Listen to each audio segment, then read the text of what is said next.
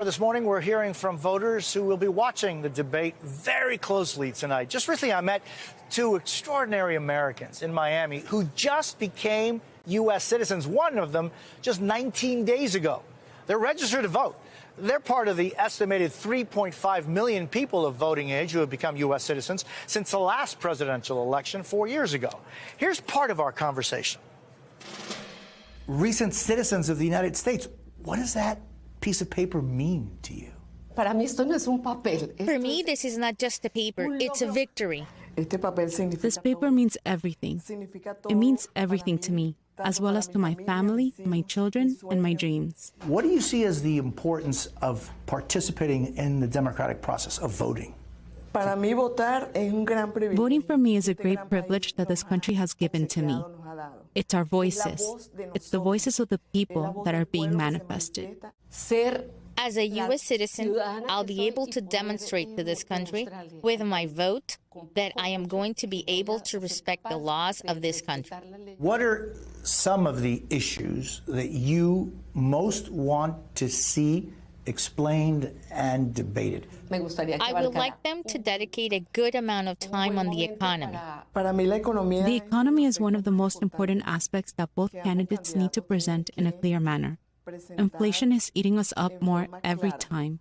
Immigration, because I see that there are so many migrant families who have been here for so many years. They have an impeccable moral conduct, and still their petitions have been delayed for years. Sadly, there is a minority who are delinquents, let's call them that, in our countries. We shouldn't allow that. Have you already made up your mind who you will be voting for? After the first debate, I'm going to finish deciding. Exactly. Me too. With us now to talk more about this, former Senator Claire McCaskill, Democrat from Missouri, and former Secretary of Housing and Urban Development, Julian Castro. Both Claire and Julian are MSNBC political analysts. Julian, I got to tell you, just having the opportunity to meet these two extraordinary ladies, they just had so much pride in being Americans, and more than 3.5 million adults who have become naturalized citizens since the 2020 presidential election are just like them. Many of them already registered to vote. How crucial will these voters be? Well, that was a wonderful piece, Lisanne. It's really heartening to see the enthusiasm and how seriously they take the ability to vote here in the United States.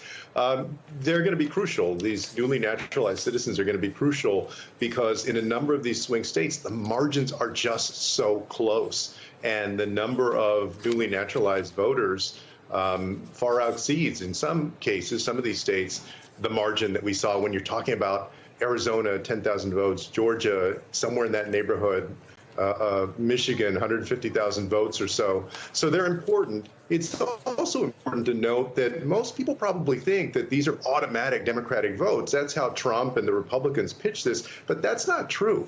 Surveys have actually shown that this is a more split vote than most people give it credit for. That means that both parties should have an incentive to get out there and inform these voters about the candidates, to let them know what they stand for, to try and mobilize and get people out to vote. That's what I hope is going on. I think Democrats have done a much better job of this over the years, the outreach.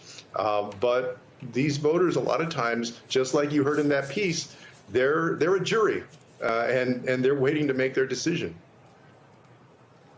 Yeah, you know, Claire, one of the many things I learned from having the opportunity to speak to them was one lady said, after having children, the biggest gift God has ever given me is being a U.S. citizen. And with certain privileges come certain responsibilities. And I think that they feel the responsibility to participate.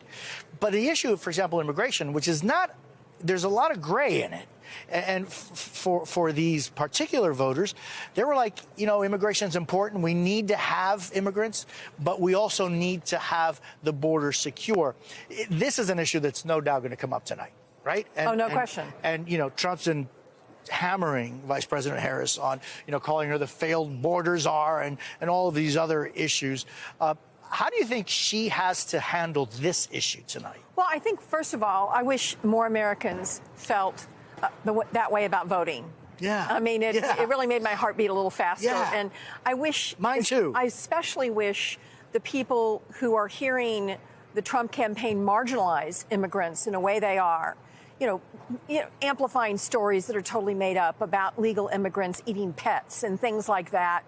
I think we should not take for granted, as my colleague pointed out, that these immigrants are all going to be Democratic voters.